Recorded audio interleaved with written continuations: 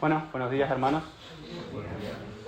Gracias, Diego, por dirigirnos en el tiempo de las alabanzas. Y agradezco a los hermanos que estuvieron orando, sabiendo que hoy me tocaba esta gran bendición, pero también gran responsabilidad de poder compartir la palabra del Señor.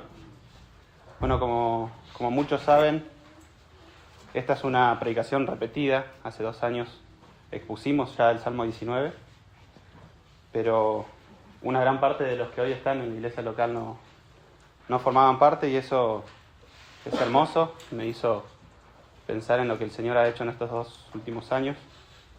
Y para los que ya escucharon la exposición del Salmo 19, tampoco les va a venir mal volver a escuchar, porque el Señor nos manda a que meditemos en su palabra. Y meditar implica eso, volver a reflexionar sobre lo que ya leímos, volver a considerarlo porque lo olvidamos o porque lo sabemos y no lo estamos obedeciendo como el Señor quiere. Así que también les va a venir bien, como también me vino bien a mí otra vez volver a repasarlo. Este es un salmo muy conocido, muy popular, especialmente en el ámbito evangélico. Nosotros incluso tenemos en el cancionero una canción que recita lo que recién leía Darío, ¿no? Del versículo 7 al 10. Y es tanta la riqueza y la popularidad del Salmo 19 que el creyente famoso C.S. Lewis, quien escribió las Crónicas de Narnia y otros libros conocidos, dice sobre este salmo, abro cita: "Este salmo refleja más que ningún otro la belleza y el esplendor de la poesía hebrea que se encuentra en el libro de Salmos. Considero que este salmo", dice C.S. Lewis, "es el mejor poema del libro de Salmos y una de las mejores letras del mundo". Cierro cita. El Salmo 19 suele ser predicado en partes en otras iglesias, y me imagino que es porque es muy rico, y porque al querer intentar hacer justicia a su contenido, la mayoría de los predicadores prefieren dividirlo en partes. Aunque personalmente considero que es mejor quizás perder riqueza y detalles, pero ver el Salmo como un todo, porque el salmista cuando lo escribió así, lo escribió entero, y cada parte colabora para que se entienda mejor la idea. Así que, sin más preámbulos, les animo a buscar Salmo 19, lo vamos a leer.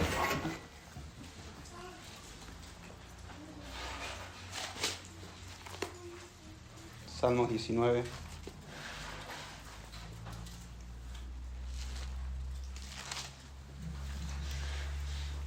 Dice el Salmo 19: "Al músico principal, Salmo de David. Los cielos cuentan la gloria de Dios, y el firmamento anuncia la obra de sus manos. Un día emite palabra a otro día, y una noche a otra noche declara sabiduría. No hay lenguaje ni palabras, ni es oída su voz. Por toda la tierra salió su voz, y hasta el extremo del mundo sus palabras. En ellos puso tabernáculo para el sol, y éste, como esposo que sale de su tálamo, se alegra cual gigante para correr el camino. De un extremo de los cielos es su salida, y su curso hasta el término de ellos, y nada hay que se esconda de su calor. La ley de Jehová es perfecta, que convierte el alma. El testimonio de Jehová es fiel, que hace sabio al sencillo. Los mandamientos de Jehová son rectos, que alegran el corazón. El precepto de Jehová es puro, que alumbra los ojos. El temor de Jehová es limpio, que permanece para siempre. Los juicios de Jehová son verdad, todos justos. Deseables son más que el oro, y más que mucho oro afinado, y dulce más que la miel, y que la que destila del panal. Tu siervo es además amonestado con ellos. En guardarlos hay grande galardón. ¿Quién podrá entender sus propios errores? Líbrame de los que me son ocultos. Preserva también a tu siervo de las soberbias, que no se enseñoreen de mí. Entonces seré íntegro y estaré limpio de gran rebelión. Sean gratos los dichos de mi boca y la meditación de mi corazón delante de ti, oh Jehová, roca mía y redentor mío". Padre, Señor, te rogamos, por favor, que seas hablándonos a cada uno de nosotros en esta mañana. Gracias por este hermoso salmo, Señor. Gracias porque nos muestra la suficiencia de tu palabra, que ella es pura, que es recta y que tiene, por sobre todo, poder para convertir el alma. Y en eso descansamos, Señor. Como iglesia estamos confiados en que tu palabra transforma las vidas, Señor, y te pido que seas hablándonos, por favor, en esta mañana, que me uses a pesar de mis limitaciones, Señor. Tú conoces, como decía Lío, todo lo que somos, cada uno de nosotros, no te podemos engañar, Señor. Pero a pesar de lo que somos, por favor, glorifícate en esta hora, Señor, te lo pedimos, en el nombre de Jesús. Amén.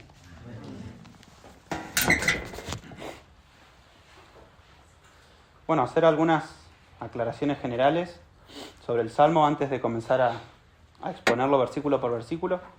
En primer lugar, se habrá dado cuenta que es una poesía. Hay muchas metáforas, muchas comparaciones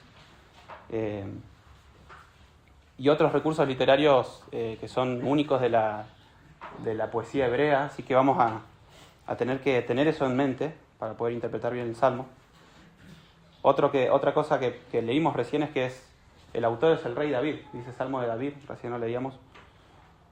Y como muchos saben, el rey David fue el rey emblema en la historia de Israel. Fue el rey más fiel que reinó sobre la nación de Israel. Y Dios mismo dice en su palabra que fue un hombre conforme a su corazón. David tenía el don de ser poeta, escritor y músico, y de hecho la gran mayoría de los salmos que están en el Salterio han sido escritos por el rey David. También vemos que fue dirigido, dice, al músico principal, así que muy probablemente el Salmo 19 fue cantado en la antigüedad.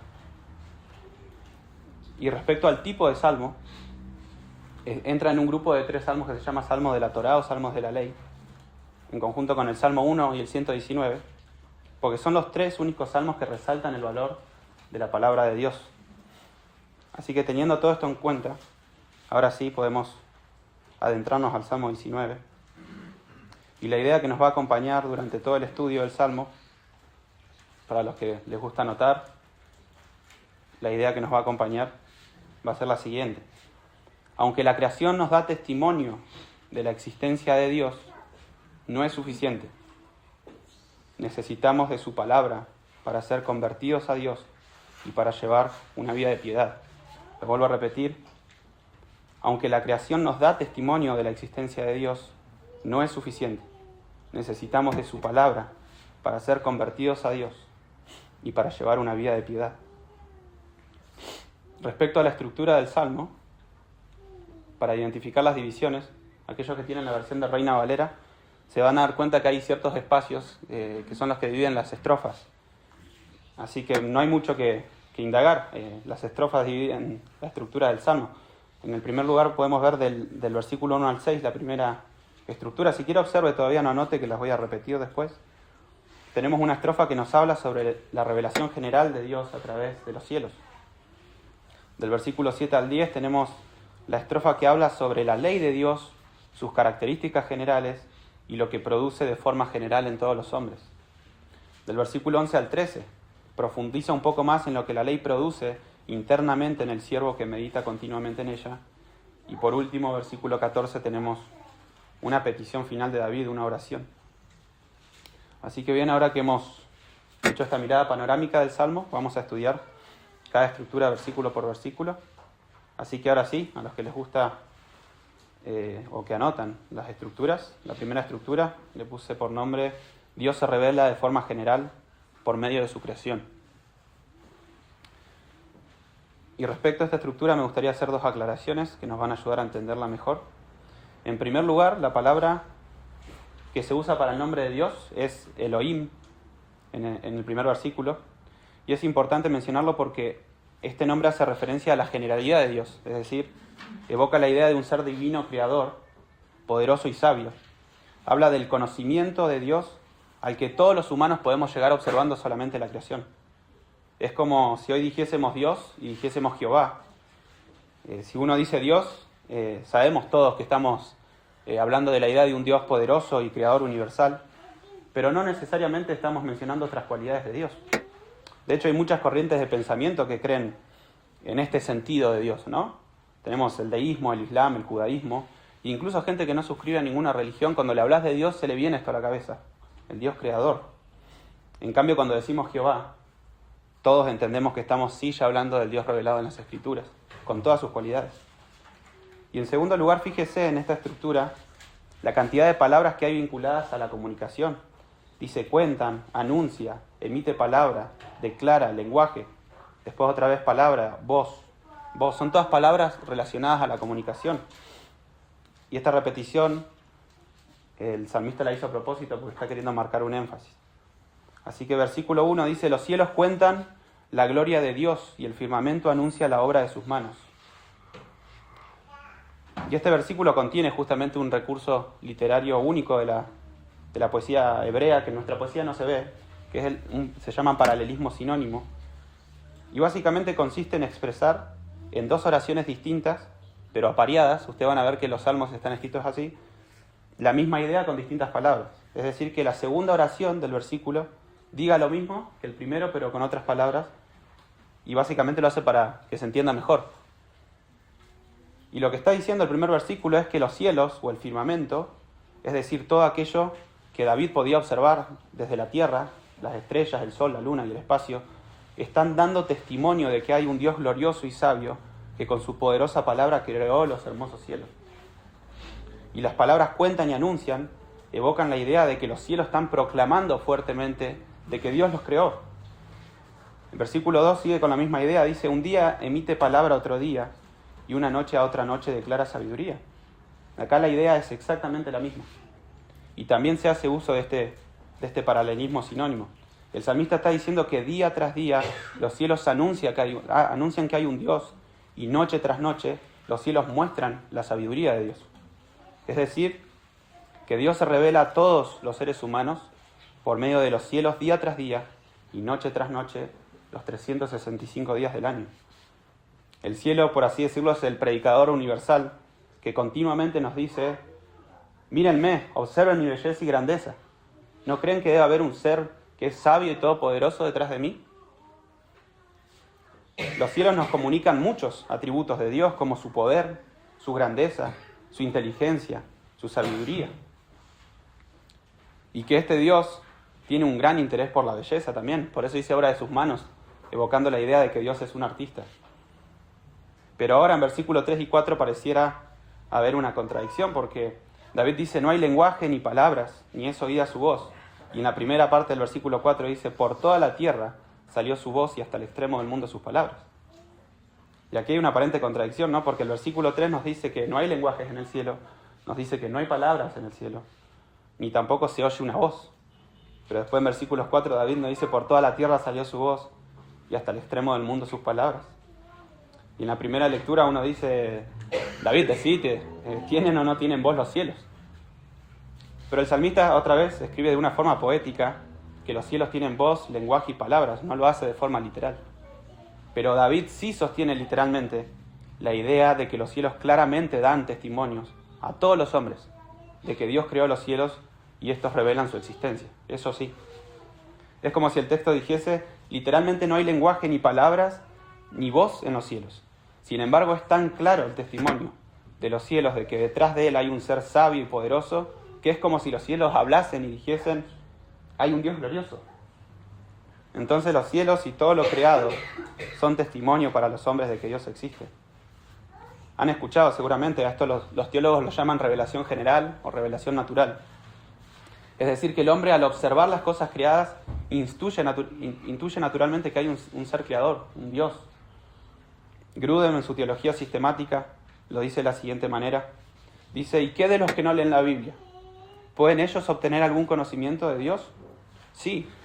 Sin la Biblia, algún conocimiento de Dios es posible, aun si este conocimiento no es absolutamente cierto. Los seres humanos pueden obtener cierto conocimiento de que Dios existe y cierto conocimiento de algunos de sus atributos, simplemente observándose a sí mismos y al mundo que los rodea. Y cita justamente este salmo, David dice: los cielos cuentan la gloria de Dios y el firmamento proclama la obra de sus manos. Mirar el firmamento es ver evidencia del poder infinito, de la sabiduría e incluso de la belleza de Dios. Es observar a un testigo majestuoso de la gloria de Dios. Cierro cita. O en palabras del apóstol Pablo, lo tenemos también. Romanos 1:20 dice: porque las cosas invisibles de Él, su eterno poder y deidad, se hacen claramente visibles desde la creación del mundo, siendo entendidas por medio de las cosas hechas, de modo que nadie tiene excusa.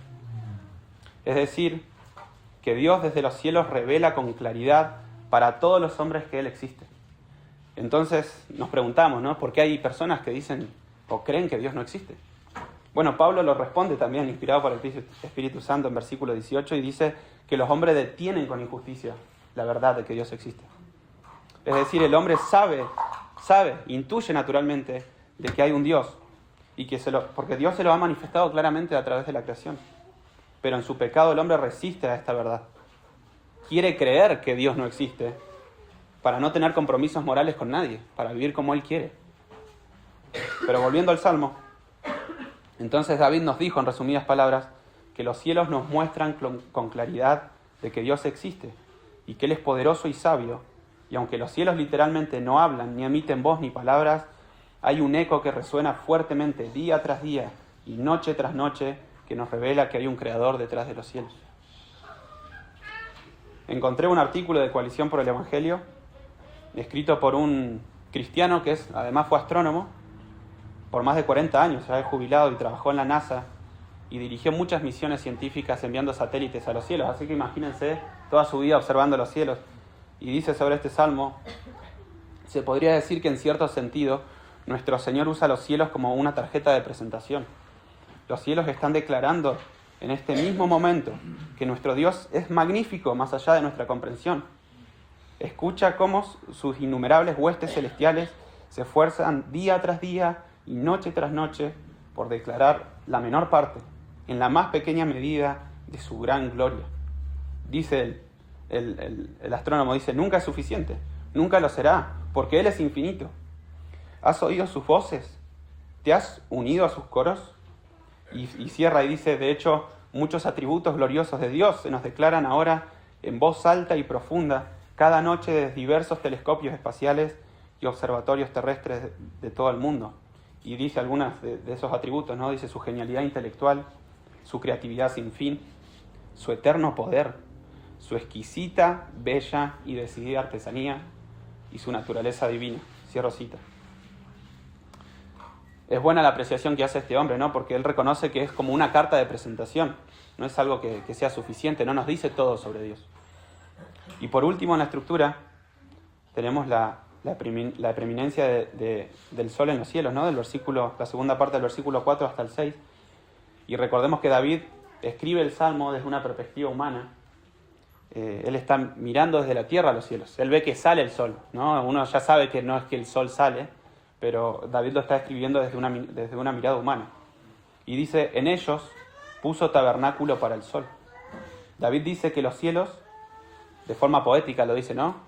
Que es como el hábitat o el hogar que Dios estableció para el sol, y es el lugar de donde el sol puede moverse y puede habitarlo.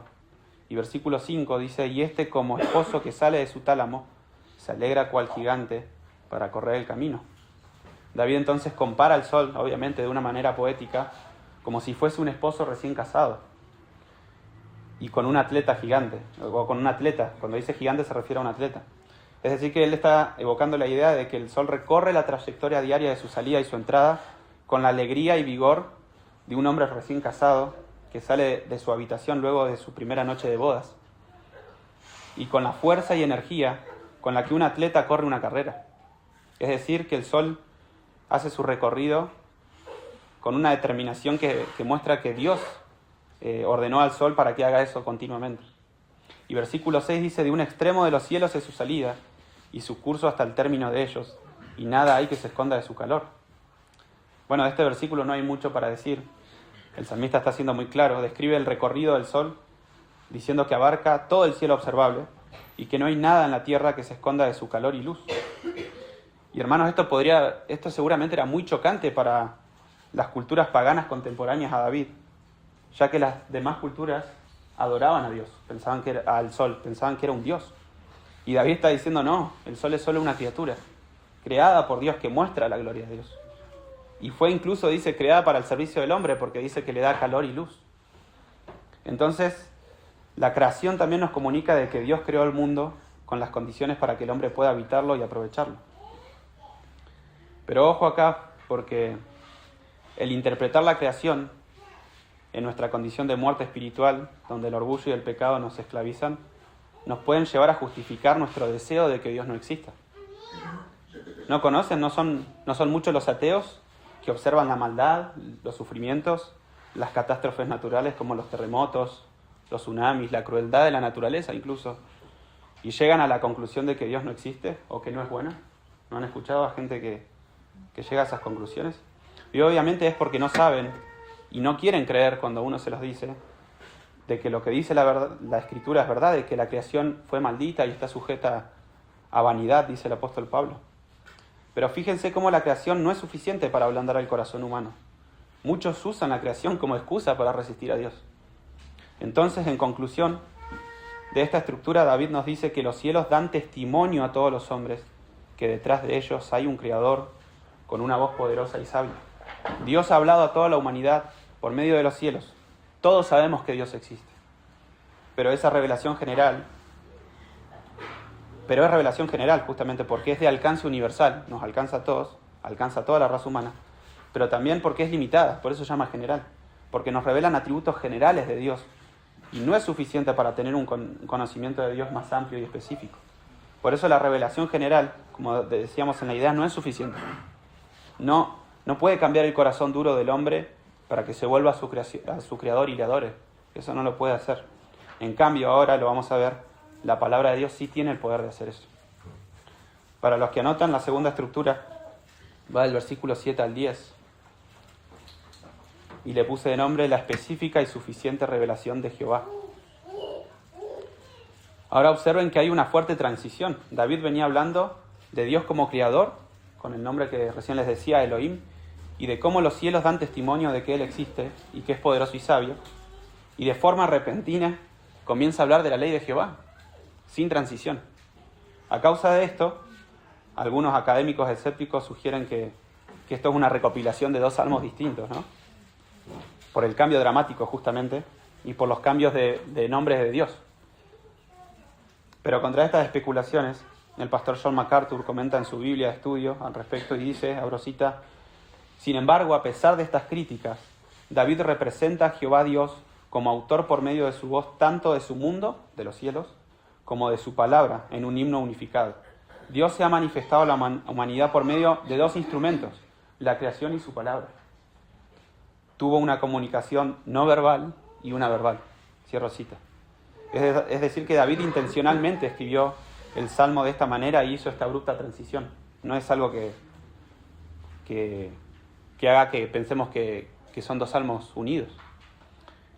Y en esta nueva estructura, Dios es presentado como Jehová o como Yahvé, lo que implica un Dios relacional y personal, que quiere relacionarse con el humano de forma directa. Jehová hace referencia no solo al Dios que se da a conocer a través de su creación, sino a aquel que se reveló personalmente a Israel y les habló directamente, revelándole muchas de sus cualidades, de su carácter, mucho más que la creación. Y fíjense, no anote esto, mire ahí conmigo, haga una vista panorámica sobre la estructura del versículo 7 al 10, que hay distintas maneras de llamar a la ley de Jehová.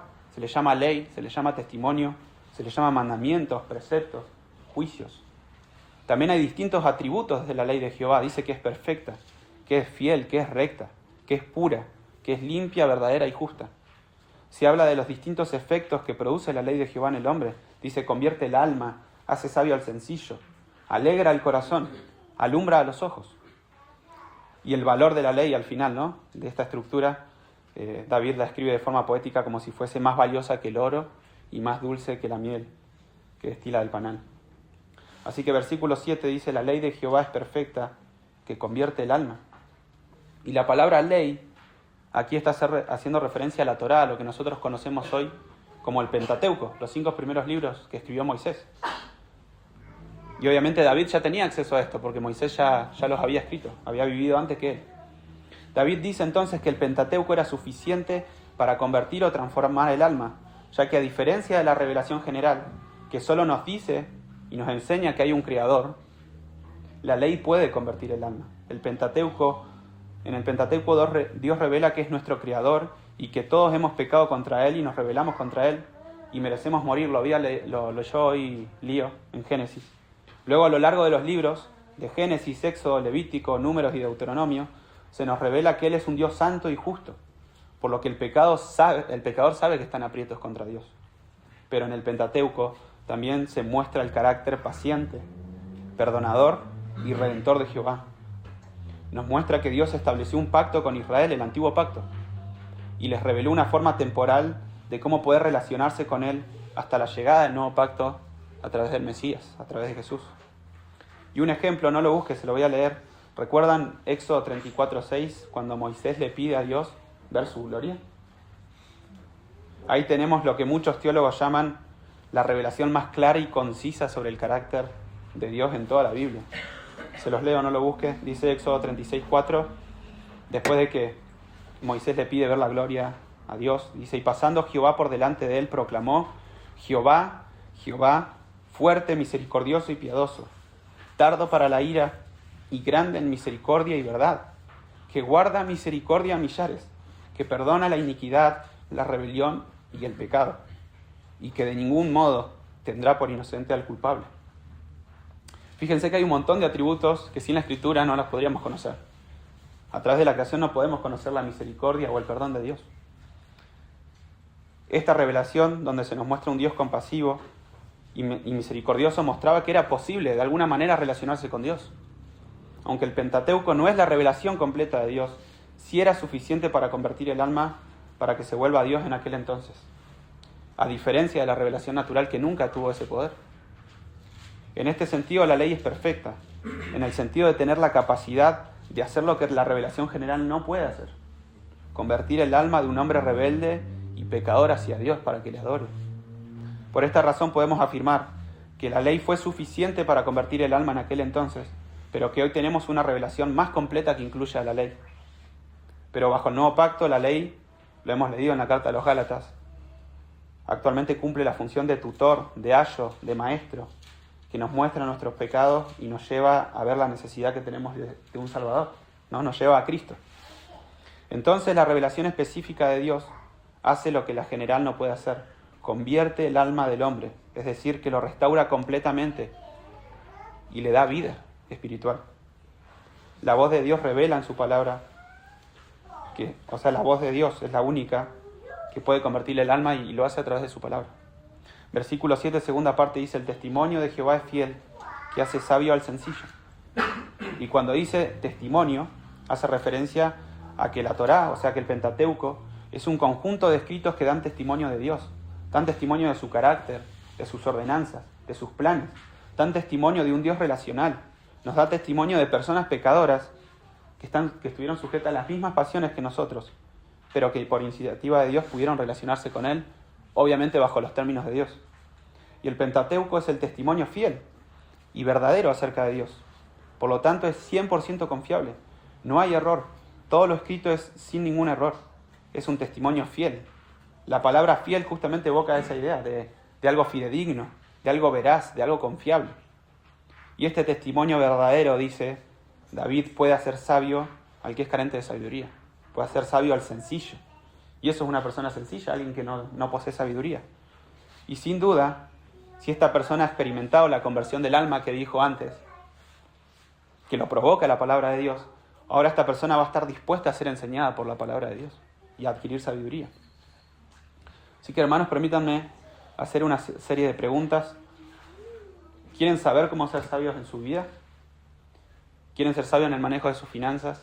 ¿Quieren ser sabios en cómo llevar su matrimonio adelante? ¿Ser sabios de cómo criar a sus hijos?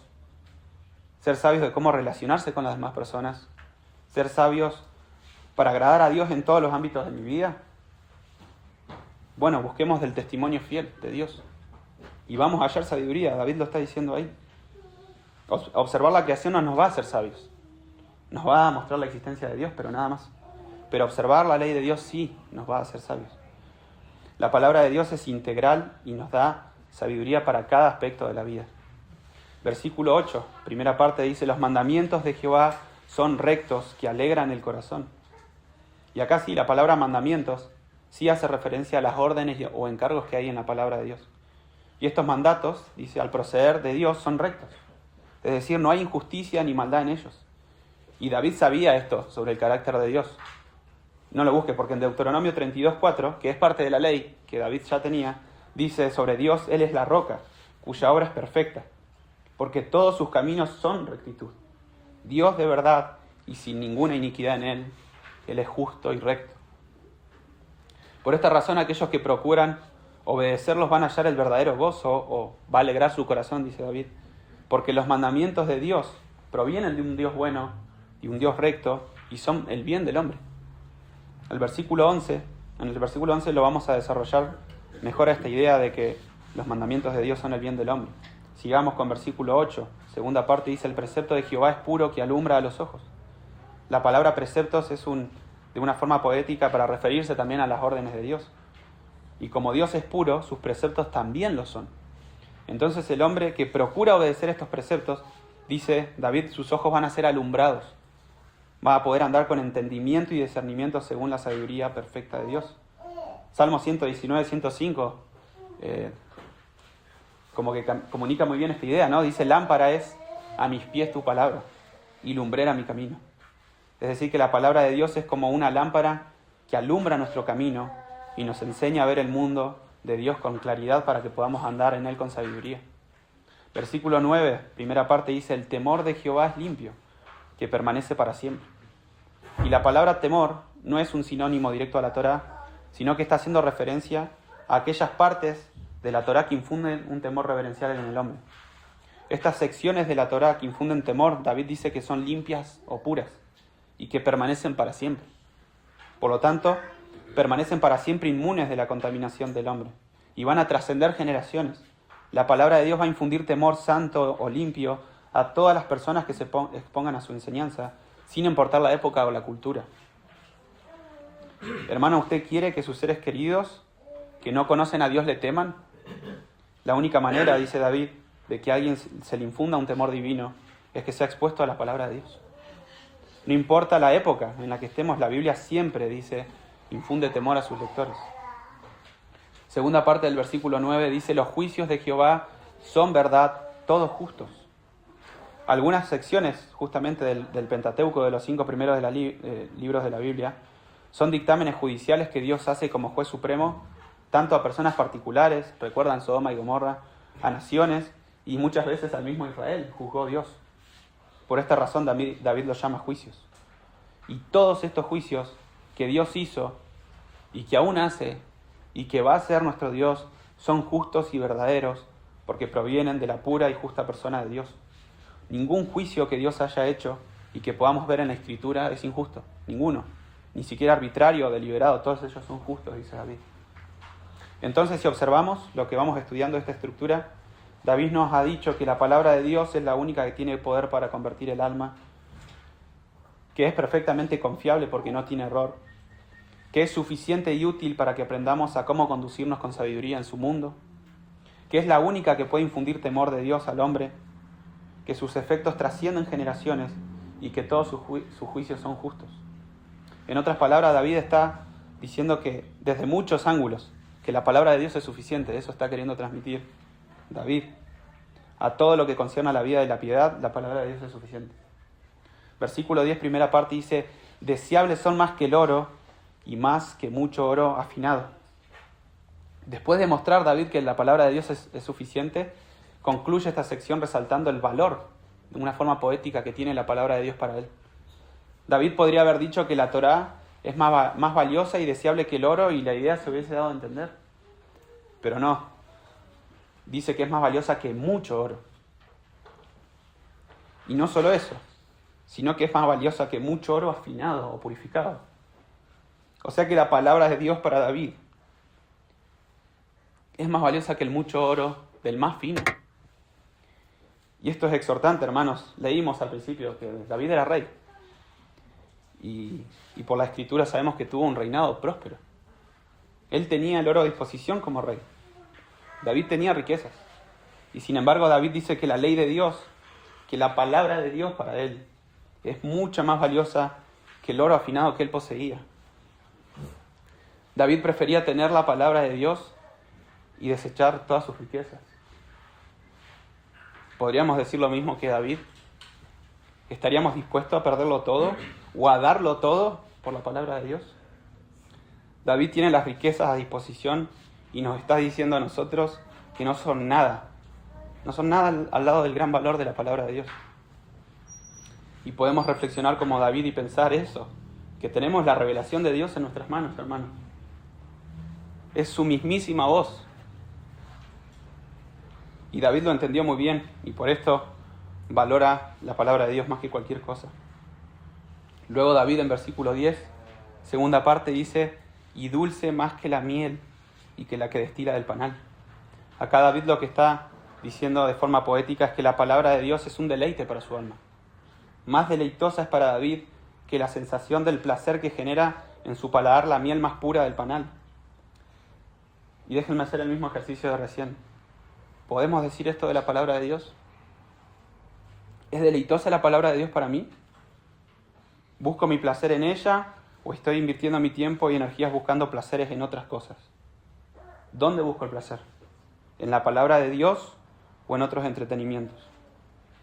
¿No le ha pasado, hermanos, que quizás ha tenido muchas lecturas y usted cree que no le han afectado? Créame que sí. Pero muchas veces nos pasa, ¿no?, que de golpe un día leemos un texto y nuestra alma es vivificada. Recibimos un bálsamo de consuelo. Una inyección de ánimo del Dios vivo. Un texto que lo teníamos en nuestra mente, salta a nuestro corazón y transforma nuestra manera de ver el mundo. Una promesa de Dios que nos sostiene en tiempos de angustia.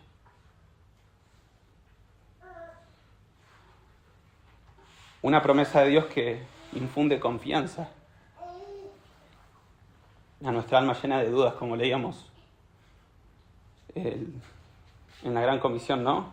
Hombres con dudas. Pero hermanos, si estuviésemos más en contacto con la palabra de Dios, lo hermoso que estos momentos hermosos y deleitosos serían continuos. Podríamos decir como David de forma continua que su palabra es deleitosa como la miel. Y es hermosa esa experiencia, hermanos, de deleitarse en la ley de Dios, en su palabra. Salmo 112:1 dice: bienaventurado, o dichoso, o bendito, o alegre, el hombre que teme a Jehová y en sus mandamientos se deleita en gran manera. Tercera estructura. Para los que anotan, le puse lo que la ley de Jehová produce internamente en el creyente, que va del versículo 11 al 13. Dice versículo 11: tu siervo es además amonestado con ellos. La palabra además en el hebreo está en realidad al comienzo de la oración, por lo que es un conector entre lo que se venía diciendo y lo que David nos va a decir ahora.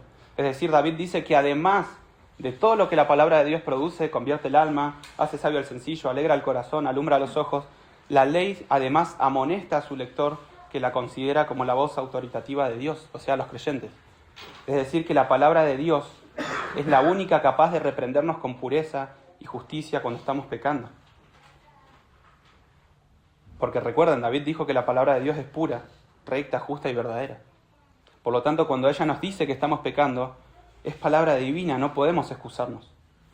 Miren, los hombres pueden reprenderles a ustedes según sus valores personales y fallar. Quizá nos pueden reprender por algo que un hombre considera que está mal, pero la palabra de Dios no lo llama pecado. Pero cuando la Biblia nos muestra que estamos pecando, hay dos opciones. O nos arrepentimos y buscamos la gracia de Dios, o nos endurecemos y rebelamos. No podemos quedar indiferentes a su palabra. Usted no puede quedar neutral contra la voz de Dios. O se rebela o se humilla.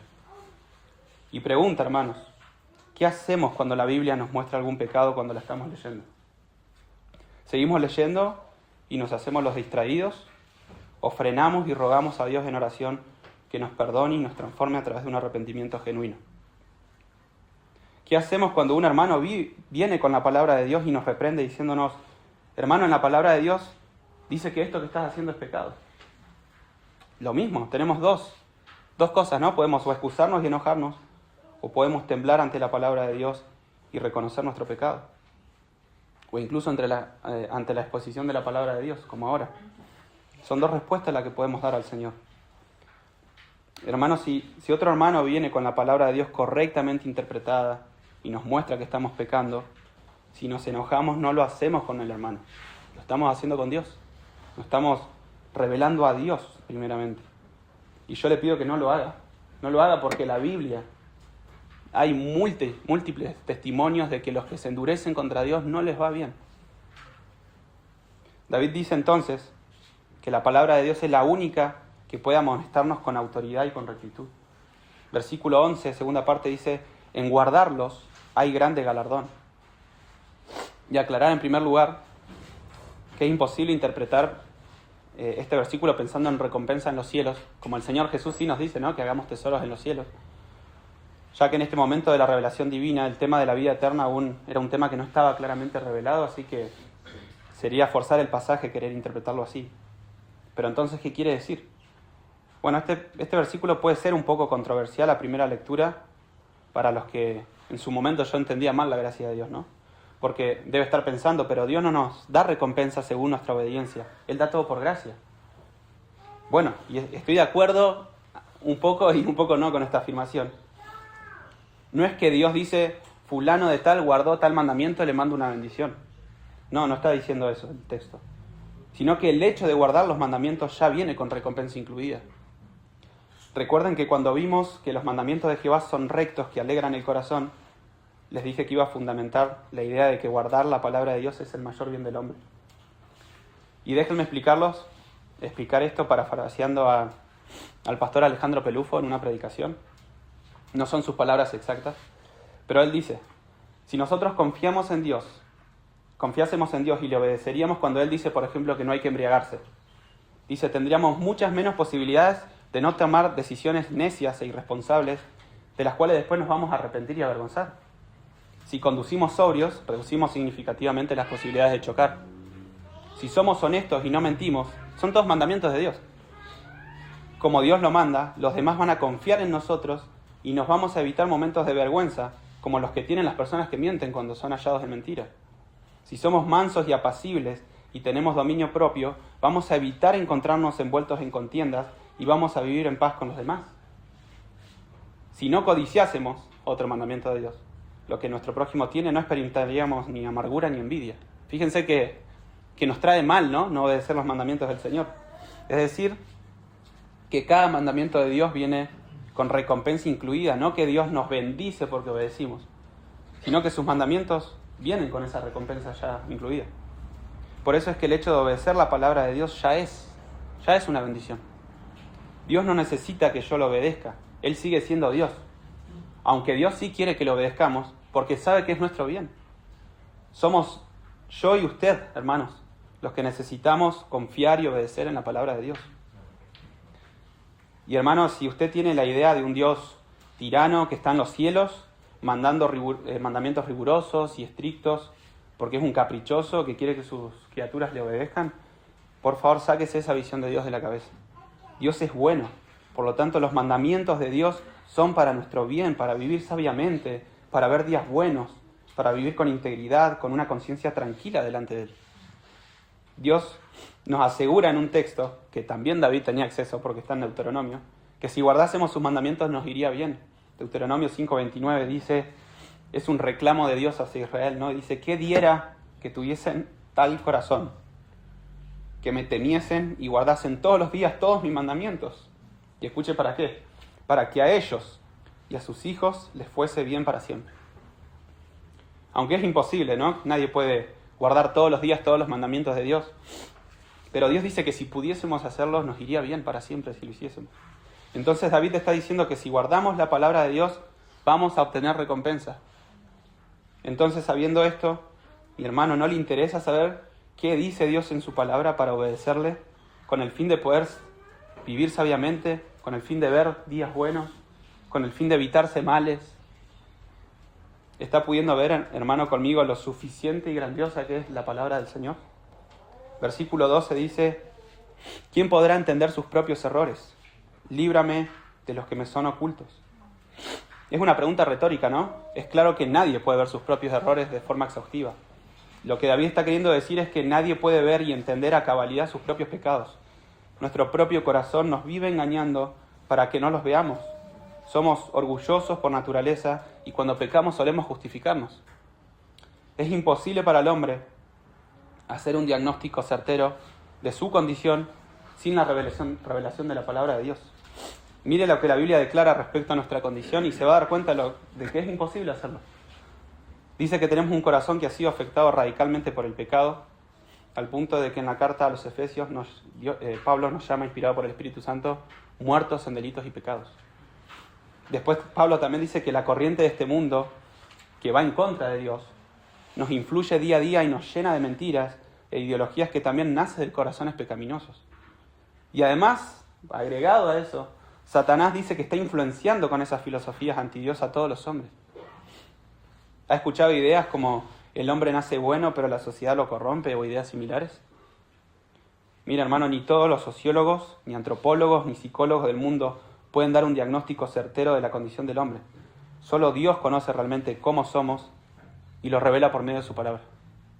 La palabra de Dios es veraz, es pura y es suficiente para ver nuestros pecados. Es imposible que el hombre, por sus propios esfuerzos, pueda conocer a cabalidad lo que hay en su corazón. No hay manera. Por esta razón David dice a continuación: líbrame de los que me son ocultos. David ruega a Dios que por medio de su palabra le muestre sus pecados, de los cuales él aún ni siquiera es consciente que está haciendo. Así que, hermanos, quizá no nos guste mucho, pero somos mucho más pecadores de lo que realmente pensamos. Pecamos más de lo que creemos estar pecando. Y le ruego, hermanos, que no quiera con su propia sabiduría hacer un diagnóstico de su corazón. No porque se va a engañar a sí mismo, va a minimizar su maldad o se va a justificar de su pecado. Téngalo por seguro. Ni siquiera, tampoco vaya a hombres con sabiduría humana si quiere saber qué hay en su corazón. No recurra a la sabiduría de este mundo para saber en qué condición está su alma. Corra a la palabra de Dios. Ahí sí vamos a hallar un diagnóstico certero de cómo está mi alma. Dios sabe qué hay en nuestro corazón. Y si lee la palabra de Dios y le pide que le muestre, le va a mostrar. Seguramente no nos va a gustar mucho al principio, porque la palabra de Dios es como un espejo limpio que muestra nuestras manchas y tinieblas más profundas.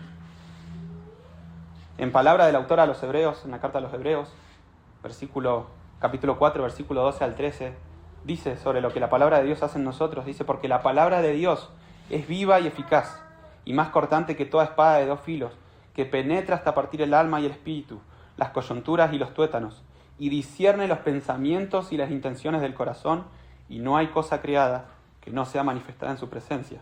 Antes bien, todas las cosas están desnudas y abiertas a los ojos de aquel a quien tenemos que dar cuenta. ¿Algún libro humano, alguna filosofía humana puede hacer esto, hermanos? No. Necesitamos a alguien que no haya sido afectado por el pecado, alguien que conozca a cabalidad al ser humano, alguien que sea justo, recto, puro, verdadero, que lo sepa todo y que no cambie, para poder darnos un diagnóstico certero. Y adivinen, hermanos, hay un solo ser en todo el universo que cumple esos requisitos y es nuestro Dios. Él solamente nos puede decir qué hay en nosotros. Y no lo hace por medio de revelaciones místicas. No espere que venga un profeta o un sueño, no, hermano. Este ya no es el patrón por el cual Dios actúa. Dios lo va a hacer por medio de su palabra. O a veces, por amados hermanos que se toman el riesgo de ofendernos y vienen y nos confrontan con la palabra del Señor. Déjeme hacerle otra pregunta alineada a esto. ¿Dónde está buscando el diagnóstico de su corazón? Y sabe algo, como cualquier problema, para poder solucionarlo necesitamos un diagnóstico certero. Por ejemplo, si usted tiene fiebre, usted puede aliviar los síntomas con paños fríos, cremas y otras cosas. Pero hasta que usted no detecte cuál es la causa de esa fiebre, no se va a curar. No se va a curar. Va a aliviar los síntomas. Y permítanme decirle que la vida cristiana es igual. Si usted no está leyendo y considerando regularmente la palabra de Dios, no va a poder detectar los pecados que están influyendo y obstaculizando su peregrinar. Y va a tener un peregrinar pobre, no va a llevar fruto. Y por lo tanto no va a glorificar a Dios con su vida. La capacidad que la palabra de Dios tiene para mostrarnos nuestros pecados es única, hermanos. Es algo increíble.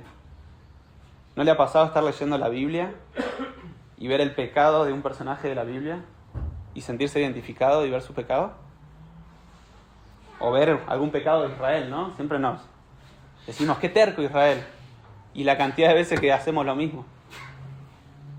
O leer un mandamiento, simplemente leer un mandamiento y darse cuenta que uno no lo está cumpliendo. Tiene esa asombrosa capacidad, hermanos, de leernos de variadas maneras, a veces directas, a veces indirectas, pero la palabra de Dios lo puede hacer. Versículo 13, primera parte, dice: preserva también a tu siervo de la soberbia, que no se enseñoreen de mí. Y sabe algo, hermano, que cada vez que usted y yo pecamos, somos soberbios. Porque estamos diciendo, en nuestro corazón estamos diciendo esto: bueno, Dios dice en su palabra que esto es pecado, pero no creo que sea tan así. O voy a poder lidiar yo con este pecado. Creemos tener más sabiduría que Dios cuando pecamos. Pero el considerar y ser obediente a la palabra de Dios es reconocer que Dios sabe más que nosotros. Por eso el que la estima reconoce eso. Y eso quiere decir que reconocemos nuestra insensatez, nuestra falta de sabiduría. Y eso va en contra del orgullo. Es humillante reconocer eso. Por eso considerar su palabra nos libra de la soberbia. Porque nos hace humildes. Cuando nos humilla nos está haciendo humildes. La soberbia no se va a enseñorar de nosotros si estamos expuestos constantemente a la palabra de Dios. Así que, hermano, yo le animo a que no se aísle, que se exponga de todas las maneras posibles a la palabra de Dios. No solo en su lectura cotidiana, en su hogar, sino que busque comunión, no deje de congregarse. La palabra de Dios es expuesta en la reunión, lo podemos ver en la predicación, cantamos la palabra de Dios, oramos la palabra de Dios. Hoy vamos a celebrar la cena, que habla sobre lo que Jesús mandó en su palabra. Busquemos comunión con los hermanos, hablémonos, animémonos, exhortémonos, consolémonos, pero todo con la sabiduría de Dios, con su palabra. De esta manera, dice David, voy a ser preservado de la soberbia. Versículo 13, segunda parte, dice: entonces seré íntegro y estaré limpio de gran rebelión. Por lo tanto, David dice que si él considera la palabra de Dios, constantemente va a ver sus pecados, incluso los pecados que le son ocultos, y va a ser librado de la soberbia de querer rebelarse y resistir a Dios. Como consecuencia, va a ser íntegro delante de Dios, siendo libre de rebelarse contra Él. Y aunque sabemos que la integridad perfecta en este cuerpo donde aún mora el pecado es algo imposible, pero ¿no le ha pasado, hermanos, que a medida que se aleja de la lectura y la meditación de la palabra, estamos más susceptibles a pecar? ¿No se sienten más débiles frente a las tentaciones cuando dejamos de lado la palabra de Dios? ¿No somos más irritables cuando dejamos la palabra de Dios a un lado? Es solo leyendo, meditando y obedeciendo la palabra de Dios que podemos alcanzar vidas íntegras que glorifiquen a Dios. No sé si está pudiendo ver, hermano, ahora por qué los pastores nos mandan a leer nuestras Biblias. No lo dicen porque es una actividad más que los creyentes tenemos que hacer. Ellos nos ruegan que leamos nuestras Biblias, porque saben que las necesitamos. Con la misma urgencia con la que usted necesita ingerir agua y comida todos los días, con esa misma urgencia. Ellos nos piden que leamos porque saben que Dios nos libra de pecar y de ser soberbios por medio de ella. Porque saben que Dios nos va a transformar a través de su palabra. Así que cuando su pastor o su hermano, cualquier hermano le esté animando a que lea la Biblia y la obedezca, ese hermano sí que lo está amando de verdad. Ese hermano le está dando el mejor consejo que le puede dar cualquier persona. Lea su Biblia. Parece muy sencillo, pero miren la profundidad de la palabra de Dios. Y la cuarta y última estructura, para los que anotan, le puse dependiendo de Dios para sostener una vida de piedad. Dependiendo de Dios para sostener una vida de piedad. Versículo 14 dice: sean gratos los dichos de mi boca y la meditación de mi corazón delante de ti, oh Jehová, roca mía y redentor mío. La palabra sean evoca un deseo de David de ser puro exteriormente, cuando dice dicho de su boca, y interiormente en la meditación de mi corazón, dice. No hay manera, hermanos, no hay manera que los dichos de nuestra boca y la meditación de nuestro corazón sea pura si no la hemos llenado y renovado con la palabra pura de Dios. Naturalmente nuestras palabras y nuestros pensamientos son orgullosos, egoístas y pecaminosos. Solemos estar usando nuestra lengua para hablar cosas que nos dejan bien parados frente a otros o nos benefician. Y las meditaciones de nuestro corazón, si no son constantemente renovados con la palabra de Dios, estaremos pensando continuamente en cosas que no agradan a Dios, porque nuestra mente está afectada por el pecado. Y déjenme hacer esta serie de preguntas. Hermanos, ¿son gratos a la luz de la Biblia lo que usted habla, o sea, los dichos de su boca, como dice Dios. Piense en su rutina cotidiana. ¿Qué palabras dice a otros? ¿Cómo las dice? ¿Es de agrado a Dios el contenido y la forma en la que dice las cosas? Podría preguntarse, ¿cómo sé si... Y usted se podría preguntar, ¿no? Pero ¿cómo sé si mis palabras y la manera en que las digo son gratas delante de Dios? Y es otra vez lo mismo, es leyendo su palabra. Ahí Dios nos dice qué le agrada y qué no. Otra pregunta, ¿la meditación de su corazón es conforme a la palabra de Dios o conforme a sus deseos carnales? ¿Qué piensa durante el día? ¿Están pensando en cómo glorificar a Dios o estamos pensando continuamente en cómo satisfacer nuestros deseos? Nuestro mayor deseo, hermanos, tendría que ser el de David, que tanto nuestras palabras como la meditación de nuestro corazón sean de agrado a Dios. Dios nos dice en su palabra no solamente el contenido de lo que debemos hablar, sino también la manera en que debemos hacerlo. Dios en su palabra nos dice qué pensar y qué no, qué meditar y qué no meditar. ¿Quiere saber, hermano, qué hablar, cómo hablar? ¿Quiere saber qué pensar y qué no pensar para agradar a Dios? Y hay que meditar en la Escritura, hay que meditar en su palabra. Ahí está todo esto. Y creo que es clave, hermanos, que esta petición de David esté al final, porque para valorar la palabra de Dios, atesorarla, leerla, obedecerla diariamente, implica una tarea ardua, que requiere de mucha disciplina y de mucho valor. Y David sabe que no puede solo. Él reconoce necesitar la ayuda de Dios. Sin Dios no podemos hacer nada de esto, hermanos. Para que los dichos de su boca y la meditación de su corazón sean gratos delante de Dios, David dice necesitar a Dios. Pero además de un deseo, la palabra sean también evoca un sentido de pedido, de ruego a Dios, para que esto sea posible.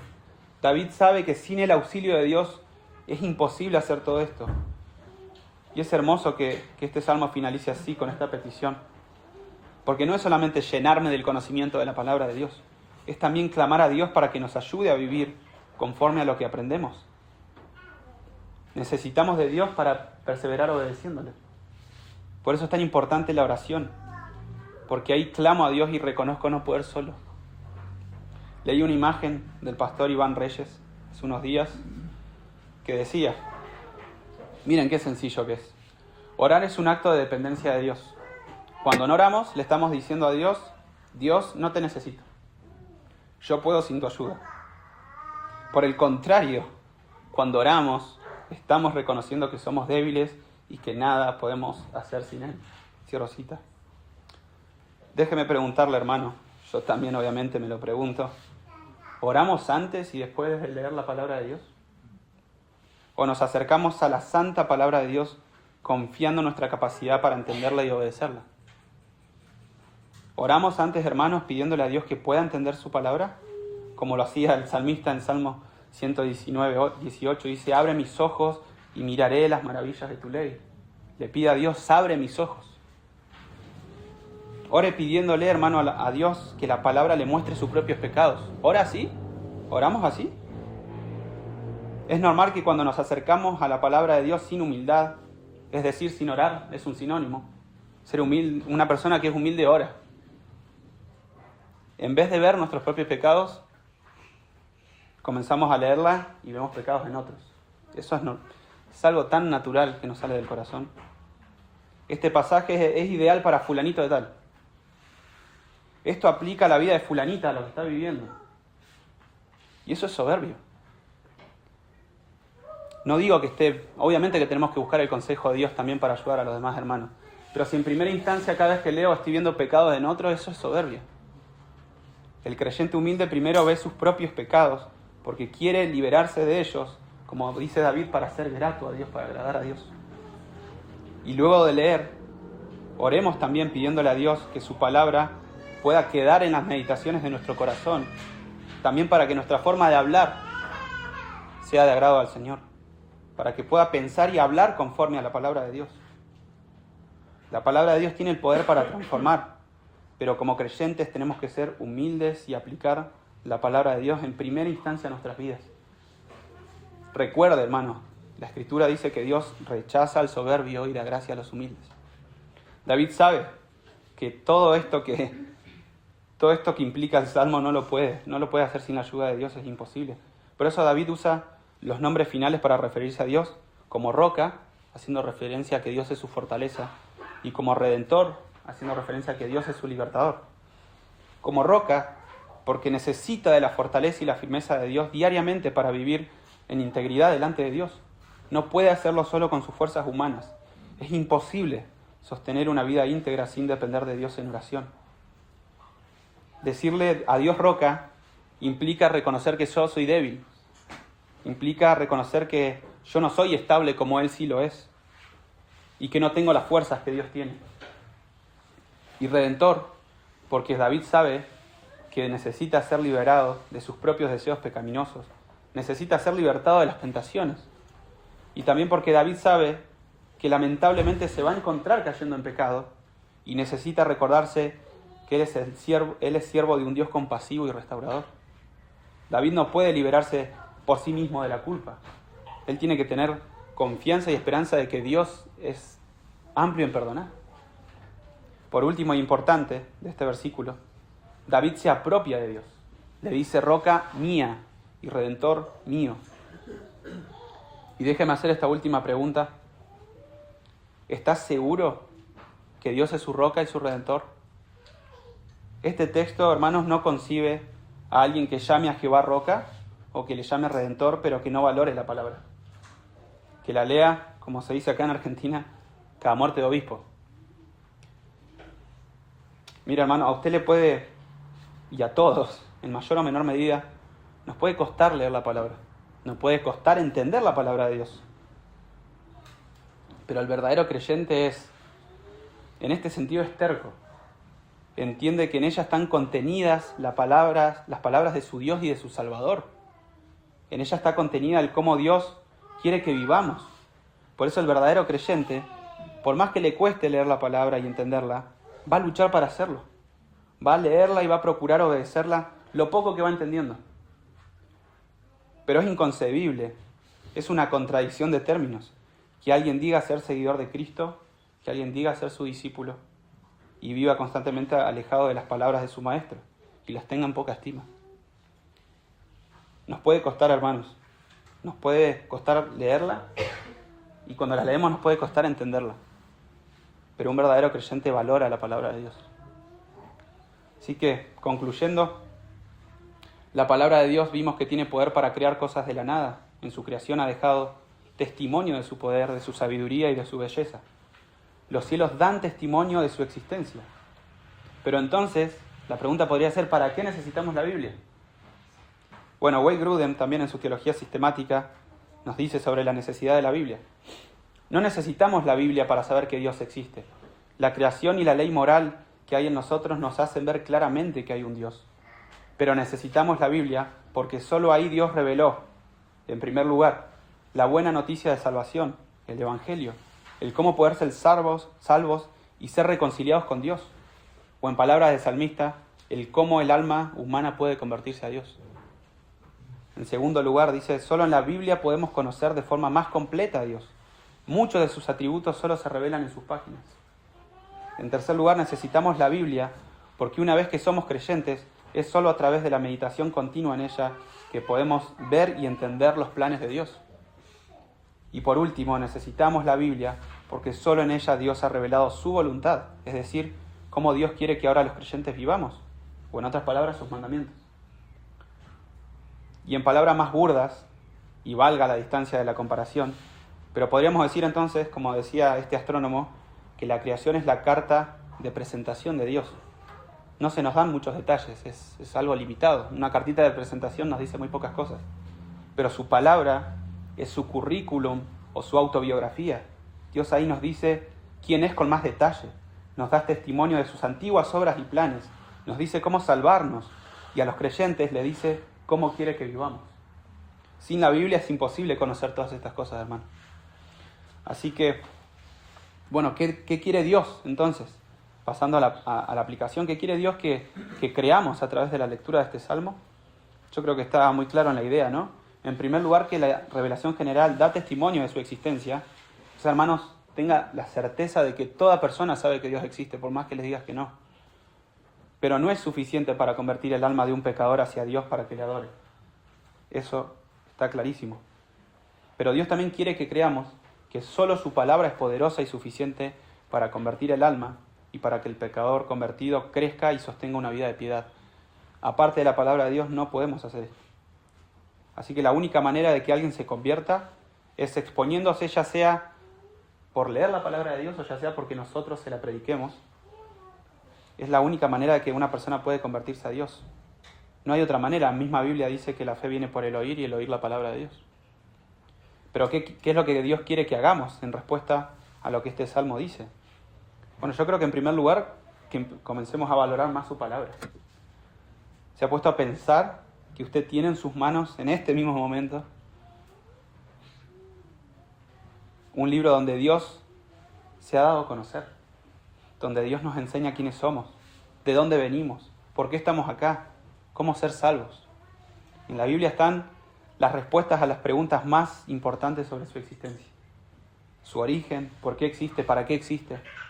Entonces valorémosla como David, como si fuese un tesoro. ¿Qué más Dios quiere que hagamos? Que confiemos en su palabra y en su veracidad. Dijimos que el autor de la Biblia es puro, es recto, es justo y verdadero. Él no fue afectado por el pecado como nosotros. Y todos sus testimonios, leímos, son verdaderos y sus juicios son justos. ¿Qué otra cosa quiere que hagamos Dios? Que la leamos con regularidad. Y acá permítame hacer un consejo más personal y práctico. Que leamos no solo la Biblia todos los días, porque todos los días necesitamos cuidar nuestro corazón, todos los días necesitamos ver nuestro pecado, todos los días necesitamos ser librados de la soberbia. Todos los días necesitamos el gozo verdadero que solo nos da la palabra de Dios. Todos los días necesitamos adquirir sabiduría. Pero a mi hermano le animo a que no lea algunas partes de la Biblia que le gusten nomás. Ármese un plan de lectura, pero recorra toda la Biblia, no importa si en un año o en 2, pero busque la manera porque todo el consejo de Dios es necesario, todo. ¿Qué otra cosa quiere que hagamos Dios? Que obedezcamos su palabra, obviamente. Dios no quiere que solamente lea la Biblia, sino que quiere que la obedezca. Otra vez, no porque Él necesite de nuestra obediencia, sino porque nosotros lo necesitamos. Y recuerde que es en obedecer la palabra que hay recompensa, no solo en leerla. Y por último, pero no por menos importante, Dios quiere que oremos y dependamos de Él en nuestras lecturas diarias. La oración, es vital para crecer en la piedad. Es imposible hacer todo lo que mencionamos anteriormente si no dependo de Dios en oración y si no clamo a Dios por su ayuda. Y hermanos, creo que es imposible no verse en falta con lo que este salmo demanda de nosotros. Yo personalmente me doy cuenta que no he valorado la Biblia lo suficiente, no la leo lo suficiente, no la obedezco lo suficiente. Ni siquiera oro lo suficiente antes y después de leer la palabra. Pero lo hermoso es que tenemos el mismo Dios compasivo y redentor que tenía David. Así que no se condene, no se quede dando vuelta en su pecado. Si usted se arrepiente, Dios es amplio en perdonar, es lento para la ira y grande en misericordia. Y hoy nos da una nueva oportunidad para crecer en este aspecto de valorar más su palabra. Pero si usted no es creyente, déjeme decirle algo. No espere a que Dios ponga un mensaje en el cielo. No lo va a hacer el Señor. No espere a que Dios le hable en un sueño o a través de un profeta. Solo en este libro y ningún otro lugar se encuentra revelado el cómo usted puede ser reconciliado con Dios. Dios en su palabra dice que todos somos pecadores. Eclesiastés 7:20 dice: ciertamente no hay hombre justo en la tierra que haga el bien y nunca peque. Y la palabra de Dios leímos recién que es el testimonio veraz de Dios.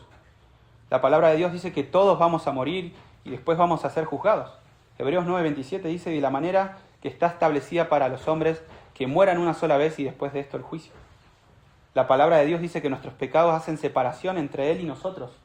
Romanos 3:23, por cuantos todos pecamos y estamos destituidos de la gloria de Dios.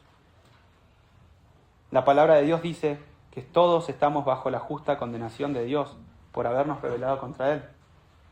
Y recuerden, todos los juicios de Dios son justos y verdaderos. Esto que dice Dios es verdad y es justo.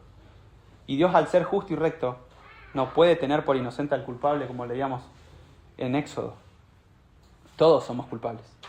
Pero déjeme darle la buena noticia, que está contenida en su palabra, de que Dios no nos dejó bajo condenación, porque Él es rico en misericordia y compasión. Por esto envió a su Hijo para salvarnos. Y a pesar de que es muy conocido el texto, lo voy a leer, Juan 3:16 al 18 dice: porque de tal manera amó Dios al mundo, que ha dado a su Hijo unigénito, para que todo aquel que en Él cree no se pierda, mas tenga vida eterna. Porque no envió Dios a su Hijo al mundo para condenar al mundo, sino para que el mundo sea salvo por Él. El que en Él cree no es condenado, pero el que no cree ya ha sido condenado, porque no ha creído en el nombre del unigénito Hijo de Dios. Y ahora, si usted reconoce su pecado, reconoce que no hay nada que pueda hacer en sus fuerzas o en sus méritos para ser salvo, es decir, se humilla y reconoce su miserable condición y cree en el veraz testimonio de Dios que leímos recién, de que envió a su Hijo y murió por tus pecados, puedes ser perdonado por Dios.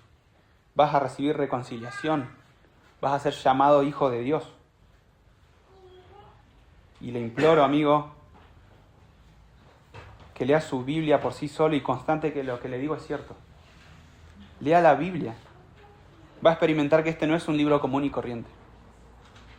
Las palabras de este libro están vivas. Son las palabras vivas del Dios vivo. No por nada miles y miles de personas dieron, y en este mismo instante hay gente dando su vida por este libro. Esto no sucede con El Señor de los Anillos, no sucede con los libros de Harry Potter, no. Nadie da su vida por estos libros. Pero por la Biblia sabemos, sobran testimonios. ¿Por qué? ¿Qué tiene este libro? Tiene contenida la poderosa y suficiente palabra de Dios y el glorioso y bendito Evangelio de nuestro Señor Jesucristo. Oremos, hermanos. Padre, Señor, cuán en falta me siento, Señor, y seguramente todos, al ver lo que este salmo demanda, de cómo debemos valorar tu palabra, de cómo debemos meditar en ella. Perdónanos, Señor. Perdónanos, y qué hermoso que también nos revelaste de que eres un Dios lleno de gracia, lleno de compasión, amplio en perdonar. Y eso es de consuelo para nosotros, Señor. Sin tu palabra no sabríamos esto. No habría esperanza para nosotros. Gracias porque tu palabra es suficiente, Señor, para que vivamos vidas de piedad, y perdón porque no la hemos estimado como si fuese suficiente. Perdónanos, Señor, si hemos buscado consejo, sabiduría en lugares que no sean tu palabra. Señor, por favor, ayúdanos, porque esta tarea es ardua. Requiere de diligencia, de disciplina y de valor, Señor, porque es leer para que tu palabra nos reprenda, muestre nuestro pecado, y eso va en contra de nuestro orgullo, Señor.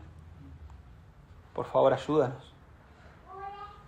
Ayúdanos a ser valientes, a esforzarnos, Señor, a pesar de nuestro orgullo, y exponernos cada día a tu palabra, Señor. Y Padre, como iglesia, tú sabes que rogamos como iglesia, de que si hay alguien que no te conoce, que pueda ir a tu palabra, que pueda ver que en ella hay esperanza. Sí, estamos condenados, da testimonio de eso, claro. Que ciertos son tus juicios, Señor, verdaderos y justos. Pero enviaste a tu Hijo. Enviaste a tu Hijo, y si hoy estoy hablando de ti, Señor, es porque alumbraste mi entendimiento cuando estaba perdido, como todos los demás. Y si hay esperanza para mí, hay esperanza para cualquiera. Porque tu Hijo, en esa cruz, puede limpiar el pecado de cualquiera, Señor. tu sangre es bendita y limpia. Y eso vamos a recordar ahora también con la institución que Él nos ha dejado, Señor. Gracias porque todas nuestras vidas deberían rondar conforme a tu palabra, Señor, y gracias porque en este culto todo ronda conforme a tu palabra y lo necesitamos. Ayúdanos, Señor, por favor. Ayúdanos a valorar más tu palabra. Te lo rogamos en el nombre de Jesús. Amén.